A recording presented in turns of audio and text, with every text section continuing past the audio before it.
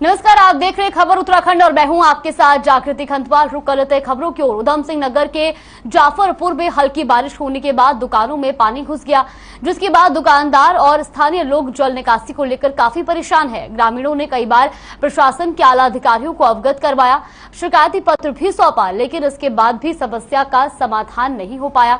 वहीं आपको बता दें कि पानी की निकासी के लिए दिनेशपुर मोड़ से गदरपुर रोड तक 90 मीटर तक नाले का निर्माण हुआ था, जहां धीरे धीरे दुकानें बढ़ती गई और NH 74 सड़क निर्माण के दौरान उक्त नाला धीरे धीरे बंद होता गया। वहीं नाली बंद होने के कारण हल्की सी बारिश में जाफरपुर मार्ग में लबालब जल भराव हो गया और पानी लोहे की दुकान में घुस गया। आनन फानन में क्षेत्रीय विधायक शिव अरोड़ा ने JCB के माध्यम से नाली का खुदान करवाया। तो तस्वीरें भी आप देख सकते हैं जहां पर सड़कों में और दुकानों में लबालब पानी भरा हुआ है। ऐसे में जो स्थानीय लोग और दुकानदार हैं वो काफी परेशान नजर आए, क्योंकि जल निकासी न होने की वजह से दुकानदारों की दुकान में भी पानी घुस गया। तो वही स्थानीय लोगों को भी आने जाने में भारी दिक्कतों का सामना करना पड़ा।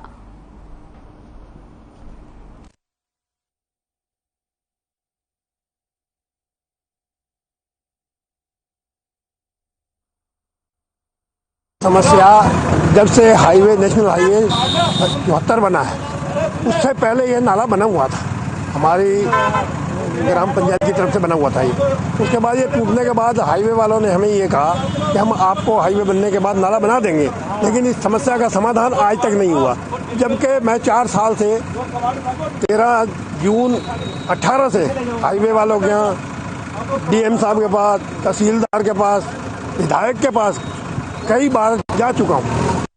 क्या नाम है, जब ये कॉलोनी कटी है जो पिछले सालों में, उसके बनने के बाद नाला दुकानों के आगे तक नाला बनाया गया है और इसको पूर्ण रूप से तक जहाँ तक इसको निकासी का था वहाँ तक का रूप नहीं दिया गया, जिसके चलते इन्होंने दुकान वालों का भी, जो कि सही बात है, दोष भी कहूँगा, इन्होंने उस पर मतलब स्लैब डाल के मतलब गंदगी वगैरह भी खुद ही आसपास के सब उसी में डालते हैं, जिस दौरान नाली में कबाड़ भरता है। फिर जब बरसात बारिश होती है तो उसके बाद क्या नाम है, पानी की निकासी के बहुत पानी। रामनगर के खताड़ी में 27 जून को एक महिला पर तेजाबी हमला हुआ था। महिला के पति ने ही उस पर तेजाब डाला था। झुलसी हुई हालत में पीड़ित आशिया को अस्पताल में भर्ती करवाया गया। महिला की हालत गंभीर होने के बाद उसे हल्द्वानी रेफर किया गया। तो वहीं आपको बता दें कि जिंदगी और मौत के बीच जूझ रही आशिया ने आखिरकार दम तोड़ दिया। पीड़ित की मौत के बाद से परिजनों में कोहराम मचा हुआ है। इस मामले में पहले भी महिला के भाई ने पुलिस में शिकायत दी थी, जिस पर पुलिस ने आरोपी के खिलाफ केस दर्ज कर फिलहाल कर दिया था और फिलहाल पुलिस जो है वो मामले की जांच कर रही है। तो ये पूरा मामला रामनगर का बताया जा रहा है, जहां पर पति ने ही अपनी पत्नी पर तेजाब डाल दिया और जिसके बाद इलाज के दौरान पत्नी की मौत हो गई।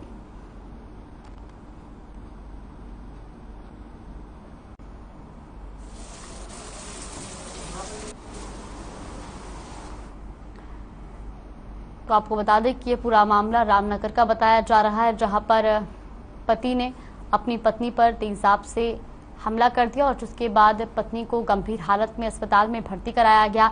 तो वहीं आपको बता दें कि इलाज के दौरान जहां पत्नी ने दम तोड़ दिया, तो वहीं अब पुलिस जो है वो इस पूरे मामले की जांच कर रही है।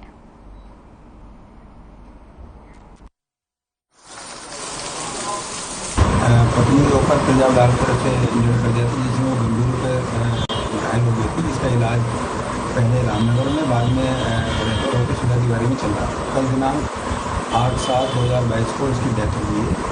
तो मुकदमा प्रोज में हमारे द्वारा आरोप पत्र प्रस्तुत किया जा चुका है और मुलजिम इस समय जेल में है और पीड़िता की डेथ होने के बाद संबंधित 302 में धारा इसकी चेंज की जाएगी और आगे विषय। ऋषिकेश के दिल्ली फार्म इलाके में उस वक्त अफरा तफरी मच गई जब आवासीय क्षेत्र की गलियों में हाथी घुस आया। हाथी देखकर दिल्ली फार्म में रहने वाले लोगों में अफरा तफरी मच गई। हाथी ने इस कदर तांडव मचाया कि कुछ घरों की बाउंड्री वॉल भी तोड़ दी। घटना की जानकारी वन विभाग को दी गई और मौके पर पहुंची वन विभाग की टीम ने हाथी को आवासीय क्षेत्र से बाहर खदेड़ा, जिसके बाद हाथी खुद ही जंगल की ओर चला गया। गनीमत ये रही कि हाथी के सामने कोई व्यक्ति नहीं आया, जिससे बड़ा हादसा होने से टल गया। ऋषिकेश के दिल्ली फार्म इलाके का ये पूरा मामला आपको बता रहे, जहां पर हाथी जो है वो कॉलोनी में घुस गया और जिसके बाद हाथी ने कई घरों की बाउंड्री वॉल भी तोड़ दी।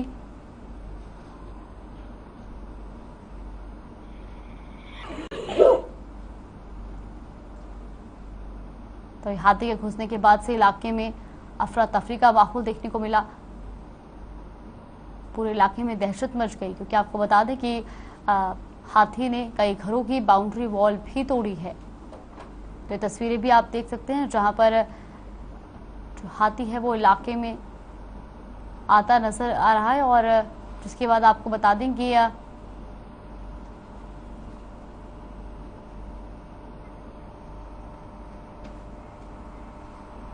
रामनगर में सड़क दुर्घटना में एक युवक की मौत हो गई, जिसके बाद मृतक के परिजनों और दुर्घटना में शामिल बाइक सवार युवक के परिजनों में विवाद छिड़ गया, जिसको सुलझाने के लिए डॉक्टर्स और स्टाफ ने दोनों पक्षों को समझाने का प्रयास किया। इसी बीच डॉक्टर्स का आरोप है कि मृतक के परिजनों ने डॉक्टर्स के साथ भी अभद्रता की है। मामले में हॉस्पिटल के प्रबंधक ने बताया कि नाइट ड्यूटी इंचार्ज डॉक्टर्स और अन्य स्टाफ के साथ गाली गलौज करने के साथ ही मारपीट भी की गई है। साथ ही कहा कि अस्पताल में आए दिन असामाजिक तत्व इस प्रकार की घटनाएं करते आ रहे हैं और जिसे लेकर अब डॉक्टर्स और स्टाफ काम करने के लिए भी तैयार नहीं है। वहीं उन्होंने मामले में पुलिस से आरोपियों के खिलाफ कार्रवाई करने की मांग करते हुए कहा कि वो इस संबंध में जिलाधिकारी से मिलकर अस्पताल में पुलिस चौकी खोलने की मांग करेंगे।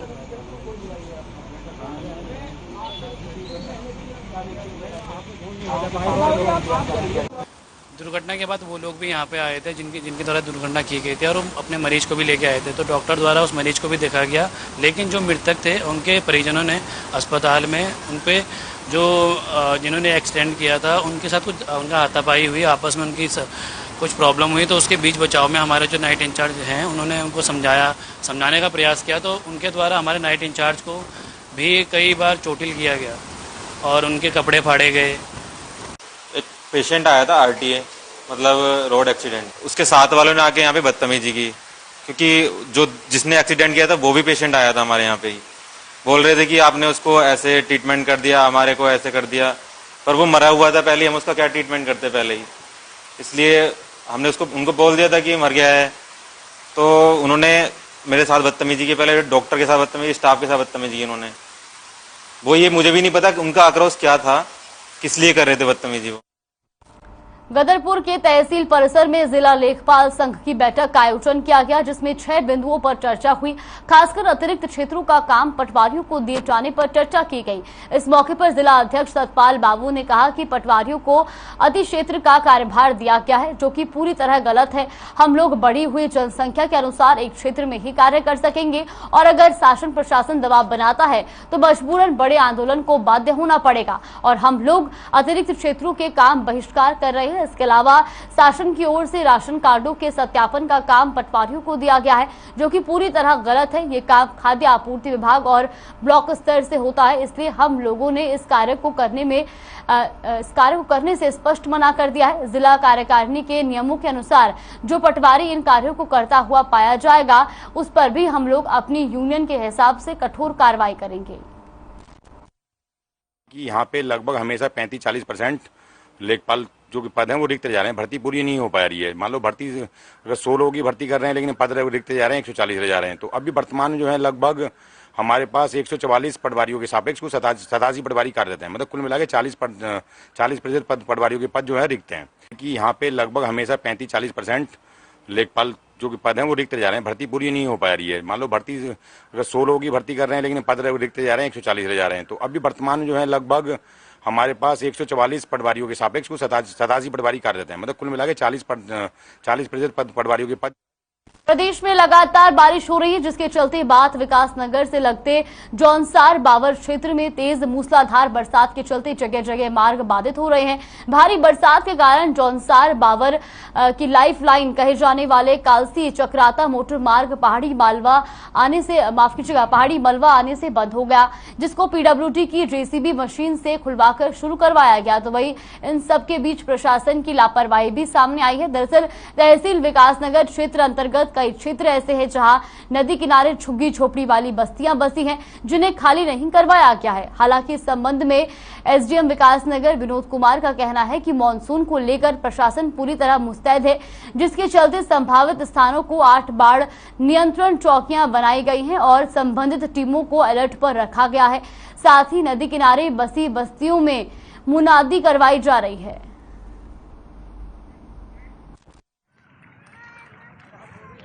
मानसून सत्र शुरू हो रहा है, इसकी पूर्व में ही जिलाधिकारी महोदय के द्वारा समीक्षा की जा चुकी है और उसमें जो विकासनगर क्षेत्र का है, यहाँ पे हमारी 9 बाढ़ चौकियाँ यहाँ पे स्थापित की गई हैं और यहाँ पे और एक कंट्रोल रूम तहसील में स्थापित किया गया है, जिसमें विभिन्न विभागों के लोगों की ड्यूटियाँ लगाई गई हैं। और उसके साथ साथ जो हमारे निर्माणदायी संस्थाएं हैं, जहाँ पे रोड बंद होने का और जल संस्थान वगैरह का, जिनका भी जो अगर आपदा की स्थिति होती है, स्थिति में कहीं पे भी नुकसान की स्थिति होती है, तो त्वरित कार्रवाई करने के लिए उनके द्वारा भी अपनी टीमों का गठन किया।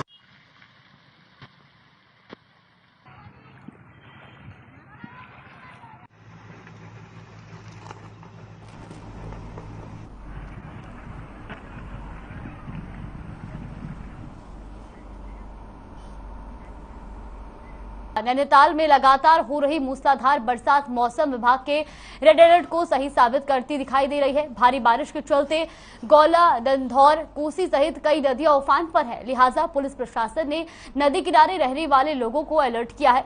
साथ ही भूस्खलन के दायरे में आने वाले संवेदनशील इलाकों और पुलों के आसपास रहने वाले लोगों को भी चेतावनी दी गई है। एसएसपी पंकज भट्ट का कहना है कि लोगों को मौसम के हालात देखकर ही घर से बाहर निकलना चाहिए। साथ ही नदी और नहरों से दूर रहना चाहिए ताकि किसी भारी नुकसान से बचा जा सके। तो आपको बता दें कि जहां पहाड़ी इलाकों में लगातार जो है वो बारिश जारी है, ऐसे में नैनीताल में भी भारी बारिश लगातार जारी है। पुलिस ने लोगों को चेतावनी भी दी है और साथ ही साथ लोगों को पुलिस जो है वो लगातार जागरूक करती नजर आ रही है कि भारी बरसात को देखते हुए बेवजह घर से बाहर ना निकले, बिना किसी काम के घर से बाहर ना निकले, क्योंकि मौसम विभाग ने भी अलर्ट जारी किया था और उसी के अनुसार जो है भारी बारिश पहाड़ी इलाकों में इस वक्त हो रही है। ऐसे में कई नदियां और नहर जो है वो भी उफान पर है। ऐसे में पुलिस जो है वो लगातार लोगों को नदियों से दूर रहने की चेतावनी दे रही है।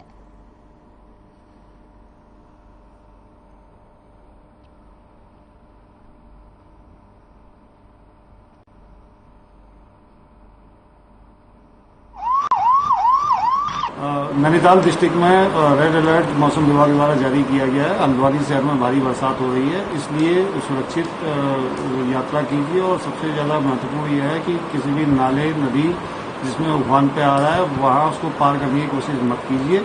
ये सावधानी बरतनी बहुत आवश्यक है, क्योंकि बारिश में अचानक नदियों का जलस्तर बढ़ जाता है। पहाड़ की नदियाँ, नाले अचानक जो है भारी बारिश उसमें होने लगती है, इसलिए सावधानी पूर्वक यात्रा कीजिए। जहाँ पे हैं वहाँ पे टिकिए और मौसम के सही होने का इंतजार कीजिए। ऋषिकेश में भी मूसलाधार बारिश हो रही है। पहाड़ों में लगातार हो रही भारी बारिश की वजह से गंगा के साथ चंद्रभागा नदी भी उफान पर है। चंद्रभागा नदी में पानी के बढ़ते जलस्तर को देखते हुए चंद्रभागा नदी के पास बनाई गई पार्किंग से लोगों ने अपने वाहन बाहर निकालने शुरू कर दिए हैं। इसके साथ ही वाहन मालिकों ने प्रशासन से वाहन खड़े करने के लिए स्थायी पार्किंग बनाने की मांग की है। वहीं एसडीएम शैलेंद्र सिंह नेगी ने बताया कि लोगों से गंगा और चंद्रभागा नदी के किनारे नहीं जाने की अपील की गई है। बारिश के मद्देनजर 2 दिन पहले ही लोगों को चेतावनी दी जा चुकी थी। आपको बता दें कि मौसम विभाग ने पहले ही भारी बारिश का अलर्ट जारी किया था। तो ये तस्वीरें आप देख सकते हैं, ऋषिकेश की भी तस्वीरें हम आपको दिखा रहे हैं, जहां पर मूसलाधार बारिश से गंगा और चंद्रभागा नदी जो है वो उफान पर है। और ऐसे में एसडीएम शैलेंद्र सिंह नेगी ने भी लोगों से अपील की है कि वो नदियों से दूर रहे। नदियों से दूर रहने की सलाह लोगों को दी जा रही है। और ऐसे में जिन लोगों की पार्किंग नदी के पास थी, उन्होंने भी वहां से अपने वाहन बाहर निकालने शुरू कर दिए हैं। तो आपको बता दें कि मौसम विभाग ने भी अलर्ट जारी किया था और जिसके बाद पहाड़ी इलाकों में भारी बारिश देखने को भी मिल रही है। ऐसे में कई जगहों पर जल भराव भी हो चुका है। भारी बारिश के चलते लोग जो है वो नदियों और नहरों के किनारों से, जहाँ पर भी पार्किंग है, वहाँ से अपने वाहन हटा रहे हैं। और ऐसे में एसडीएम शैलेंद्र सिंह नेगी ने भी लोगों से अपील की है कि वो नदियों और नहरों के पास ना जाएं।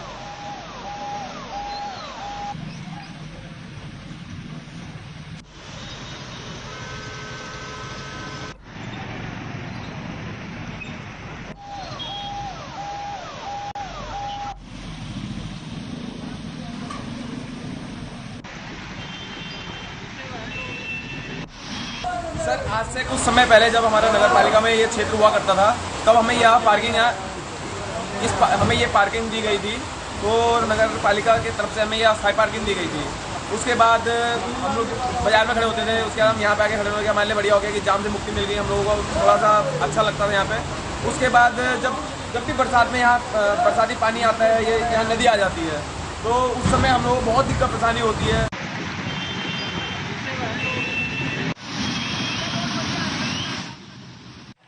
तो आपको बता दें कि तस्वीरें ऋषिकेश की आपको दिखा रहे, जहां पर भारी बारिश की वजह से जो है लोगों को अलर्ट रहने की चेतावनी दी गई है। साथ ही साथ आपको बता दें कि मौसम विभाग ने भी अलर्ट जारी किया था और पहाड़ी इलाकों में भारी बारिश की वजह से लोगों को काफी दिक्कतों का सामना करना पड़ रहा है। और साथ ही साथ जो एसडीएम शैलेंद्र सिंह नेगी हैं, उन्होंने भी लोगों से अपील की है कि वो नदियों और नहरों से दूर रहें, क्योंकि जहाँ भारी बारिश की वजह से जो नदियां हैं वो उफान पर हैं और ऐसे में किसी तरह की कोई भी घटना ना हो, इसी को देखते हुए एसडीएम शैलेंद्र सिंह नेगी ने भी लोगों से नदियों से दूर रहने की अपील की है।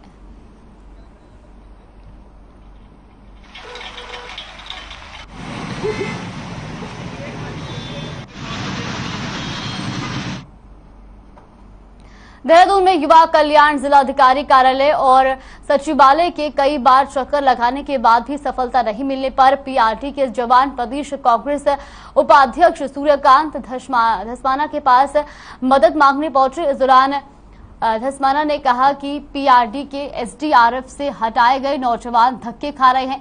पीआरडी, एसडीआरएफ और शासन के अपर सचिव से इस मामले में पहले ही बात कर चुका हूं। तो यहाँ आपको बता दें कि उनका कहना है कि और राज्यों के मुख्यमंत्री को पत्र भी लिख चुका हूं। अब सोमवार को राज्य के मुख्य सचिव से मिलूंगा। आपको बता दें कि पिछले 2 सालों से पीआरडी के जरिए पूरे कोरोना काल में एसडीआरएफ में सेवा देने वाले 62 पीआरडी जवानों को 3 महीनों से वेतन नहीं मिला है। तो देहरादून में युवा कल्याण जिलाधिकारी कार्यालय और सचिवालय के कई बार चक्कर लगाने के बाद भी सफलता नहीं मिलने पर पीआरडी के जवान प्रदेश कांग्रेस उपाध्यक्ष सूर्यकांत धस्माना के पास मदद मांगने पहुंचे और इस दौरान सूर्यकांत धस्माना ने कहा कि पीआरडी के एसडीआरएफ से हटाए गए नौजवान धक्के खा रहे हैं। पीआरडी, एसडीआरएफ और शासन के अपर सचिव से इस मामले में पहले भी बात कर चुका हूं और साथ ही उन्होंने कहा कि अब सोमवार को राज्य के मुख्य सचिव से मिलूंगा। और आपको बता दें कि पिछले 2 सालों से पीआरडी के जरिए पूरे कोरोना काल में जो एसडीआरएफ में सेवा देने वाले 62 पीआरडी जवानों को 3 महीनों से वेतन नहीं मिला है और जिस वजह से वो काफी परेशान हैं।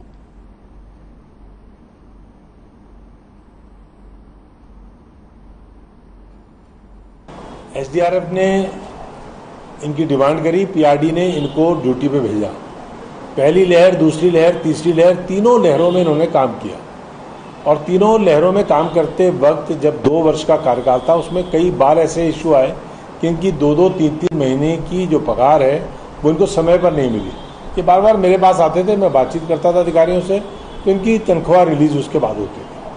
अभी पिछले 3 महीने से अप्रैल, मई, जून, ये जुलाई शुरू हो गया, इनकी पगार 3 महीने की फिर रोक दी गई।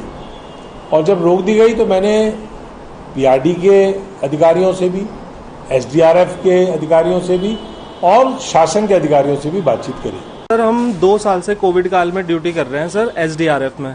तो सर अभी 3 महीने से सर हमारी कोई सैलरी नहीं आई है। अभी सैलरी के लिए हमने बात भी करी तो शाम को हमारे पास मैसेज आ जाता है कि कल से कोई ड्यूटी नहीं आएगा।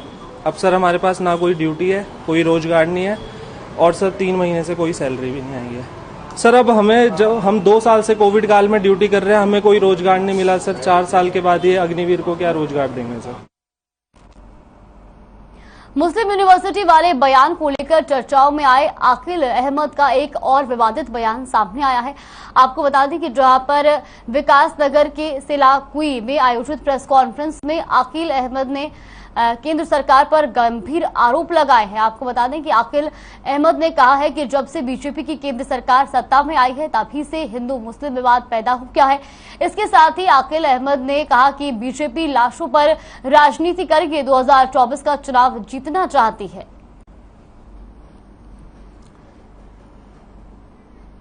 तो मुस्लिम यूनिवर्सिटी वाले बयान को लेकर आकिल अहमद जो है वो चर्चाओं में आए थे और अब उनका एक और विवादित बयान भी सामने आ रहा है। आपको बता दें कि विकासनगर के सेलाकुई में आयोजित प्रेस कॉन्फ्रेंस में आकिल अहमद ने केंद्र सरकार पर गंभीर आरोप लगाए हैं। उन्होंने आरोप लगाते हुए कहा है कि जब से बीजेपी की केंद्र सरकार सत्ता में आई है तभी से हिंदू मुस्लिम विवाद पैदा हो गया है। इसके साथ ही आकिल अहमद ने यह भी कहा है कि बीजेपी लाशों पर राजनीति करके 2024 का चुनाव जीतना चाहती है। तो आकिल अहमद ने बीजेपी पर निशाना साधा है। उन्होंने प्रेस कॉन्फ्रेंस कर ये बयान दिया है और आपको बता दें कि उनका कहना है कि लाशों की राजनीति जो है वो बीजेपी करती है। बीजेपी ने ही हिंदू मुस्लिम विवाद पैदा किया है। तो मुस्लिम यूनिवर्सिटी वाले बयान को लेकर आकिल अहमद जो है वो चर्चाओं में आए थे और अब उन्होंने एक और विवादित बयान देते हुए कहा है कि बीजेपी ने ही हिंदू मुस्लिम विवाद पैदा किया है। साथ ही साथ उन्होंने ये भी कहा है कि लाशों की राजनीति बीजेपी करती है।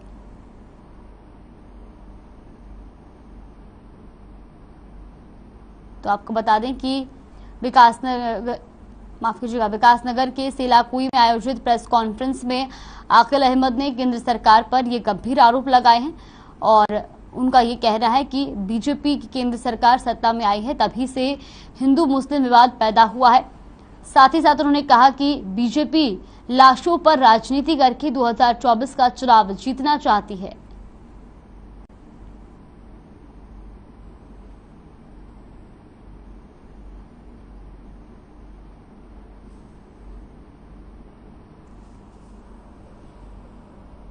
तो एक खबर आपको विकासनगर से बता रहे हैं जहां पर मुस्लिम यूनिवर्सिटी वाले बयान को लेकर चर्चाओं में आए आकिल अहमद का एक और विवादित बयान सामने आया है। उन्होंने बीजेपी पर निशाना साधते हुए कहा है कि बीजेपी ने ही हिंदू मुस्लिम विवाद पैदा किया है और साथ ही साथ उन्होंने ये भी कहा है कि लाशों की राजनीति बीजेपी करती है और बीजेपी लाशों पर राजनीति करके ही 2024 का चुनाव भी जीतना चाहती है।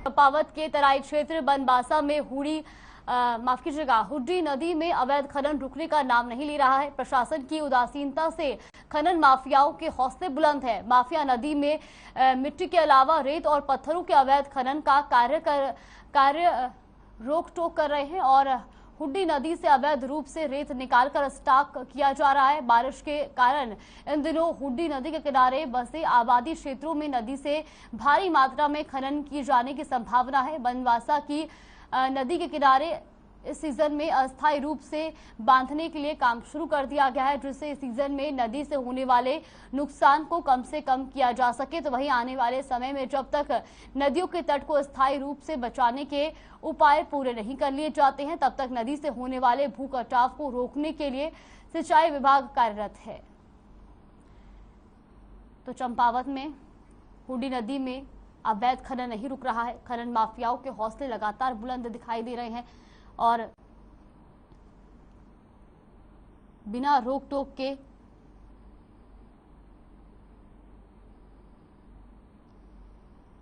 आपको बता दें कि वहां पर खनन का जो काम है वो धड़ल्ले से चल रहा है।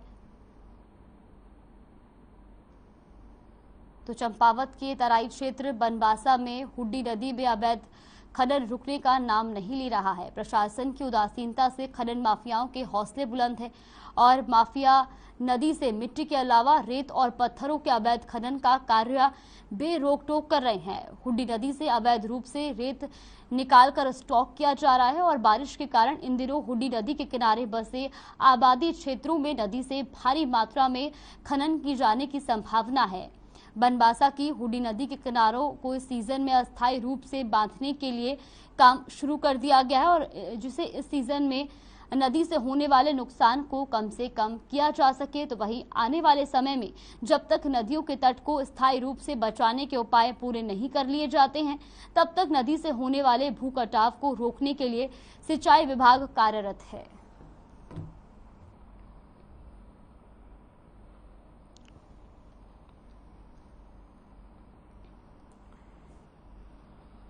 तो तस्वीरें भी आप देख सकते हैं जहां पर तहसील पूर्णागिरी के अंदर हुड्डी नदी द्वारा बमनपुरी में भूमि का कटाव हो रहा है, जिसको देखते हुए जिलाधिकारी महोदय द्वारा निर्देशित किया गया था कि वहां पर बाढ़ सुरक्षा और भूमि के जो कटाव है उसकी सुरक्षा के उपाय किए जाएं। उसके तहत हमारे सिंचाई विभाग द्वारा वहां पर भूमि कटाव को रोकने के लिए जो बाढ़ सुरक्षा के कार्य हैं वो किए जा रहे हैं।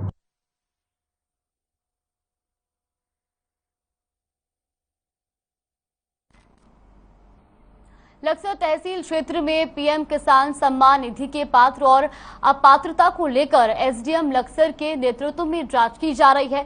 आपको बता दें कि लक्सर तहसील क्षेत्र में हर व्यक्ति के पात्र और अपात्रता को लेकर डॉक्यूमेंट्स वेरिफिकेशन का काम तहसील सभागार में शुरू कर दिया गया है। बता दें कि एसडीएम गोपाल राम बिनवाल ने जानकारी देते हुए बताया कि पीएम किसान सम्मान निधि के जो फॉर्म भरे गए थे उन फॉर्म में कुछ कमियां पाई गई थी और उसमें कुछ अपात्र लोग भी सम्मिलित हो गए थे, जिसे लेकर जांच चल रही थी और जो पात्र व्यक्ति होगा उसी को योजना का लाभ मिलेगा।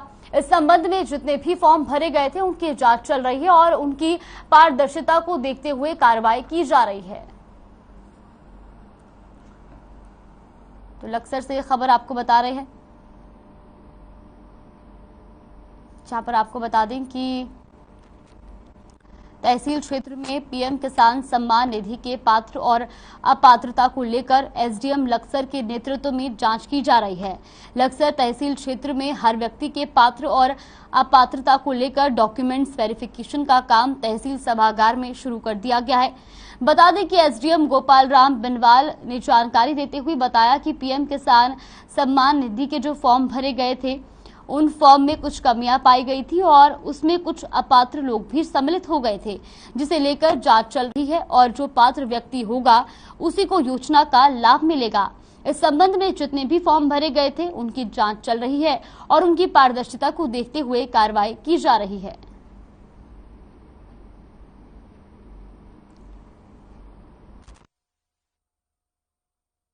पीएम किसान सम्मान निधि के जो फॉर्म 2018 में भरे गए थे उन फॉर्मों में कुछ कमियां पाई गई थी या कुछ अपात्र व्यक्ति भी उसमें सम्मिलित हो गए थे। इस को लेकर के जांच चल रही है। जो पात्र व्यक्ति हैं उन्हीं को इसका लाभ मिले, इस संबंध में पूरे जितने भी फॉर्म हमारे 2018 में आए हैं उनकी जांच चल रही है। और दूसरा, जो नए फॉर्म भरे जाने हैं वो ब्लॉक स्तर से नए फॉर्म भी भरे जाने हैं, नए काश्तकार हैं इनको जोड़ा जाना है। तो इस प्रकार पारदर्शिता को देखते हुए कार्रवाई की जा रही है।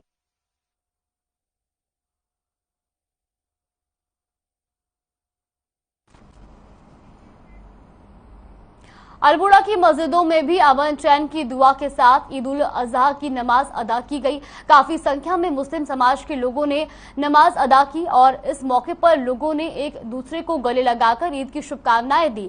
इस खास अवसर पर अल्मोड़ा विधायक मनोज तिवारी ने लोगों को ईद की बधाई देते हुए कहा कि देश प्रदेश को आगे बढ़ाने के लिए सभी को एक होकर चलना चाहिए। तो एक खबर आपको बता रहे अल्मोड़ा से, जहां पर मस्जिदों में नमाज अदा की गई। देश भर में आज धूमधाम से बकरीद मनाई जा रही है और ऐसे में एमएलए मनोज तिवारी ने भी सभी को ईद की बधाई दी है और लोगों ने भी एक दूसरे को गले मिलकर ईद मुबारक दी।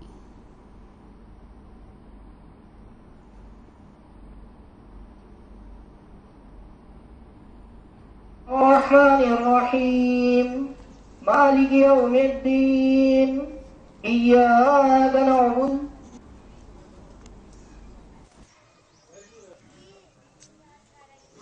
देखिए, आज तो पूरे समस्त जनता को और पूरे मुस्लिम समुदाय को ईद उल अजहा की बहुत बहुत बधाई देता हूं और उम्मीद करता हूं कि हम सब इस देश की खुशहाली के लिए, आज इस अवसर पर अमन चैन के लिए और इस देश की तरक्की के लिए यहाँ पर मुस्लिम समुदाय से अनुरोध करूंगा कि हम दुआ करें और सब मिलके इस देश को आगे बढ़ाने में अपनी महत्वपूर्ण भूमिका निभा सकें। मैं पूरे समुदाय को ढेर सारी बधाई देता हूं। लालकुआं में मुस्लिम समुदाय के लोगों ने बड़े ही धूमधाम से बकरीद मनाई। लोगों ने ईद की नमाज अदा कर एक दूसरे से गले मिले और आपस में सभी लोगों ने एक दूसरे को ईद की बधाई दी। तो वही बकरीद के मौके पर कुर्बानी का भी मुस्लिम समुदाय के धर्म में रिवाज है, जिसे लेकर सभी लोग लालकुआं में जामा मस्जिद और रोशन मस्जिद में पहुंचे और वहां नमाज अदा की। वहीं हसीन रजा मौलाना ने बताया कि ईद में शहर और देश के लिए अमन शांति के लिए भी दुआ मांगी जाती है। वहीं अगर बात सुरक्षा व्यवस्था की जाए तो शांतनु पराशर सीओ ने बताया कि हमारी तरफ से सुरक्षा व्यवस्था चाक चौबंद कर दी गई है और जब तक ईद का त्योहार खत्म नहीं होता तब तक पुलिस प्रशासन अपने अलर्ट मोड पर रहेगा। तो लाल कुआं में भी जहां ईद का त्योहार मनाते लोग नजर आए, लोगों ने एक दूसरे को गले मिलकर ईद की शुभकामनाएं दी, ईद की बधाई दी और आज पूरे देश भर में धूमधाम से बकरीद मनाई जा रही है। तो ये पुलिस प्रशासन भी अपने अलर्ट मोड पर नजर आई है सुरक्षा व्यवस्था को लेकर।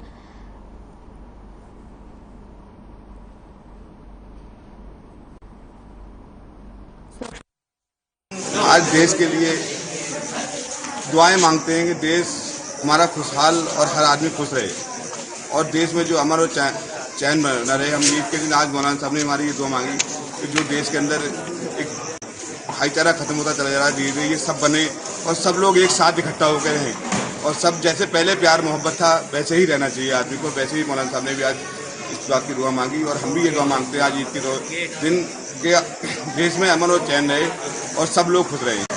अमन कमेटी की मीटिंग इतनी पहली हो चुकी थी, इसमें जो भी निर्देश देने से उच्च न्यायालय द्वारा जो दिए गए थे तथा सरकार द्वारा जो दिए गए थे वो बता दिए गए थे।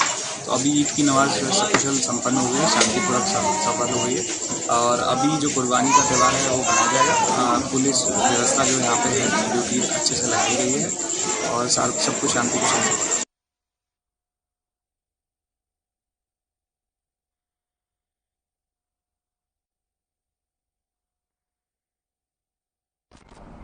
खबर उत्तराखंड में फिलहाल के लिए बस इतना ही। आप देखते रहिए हर खबर।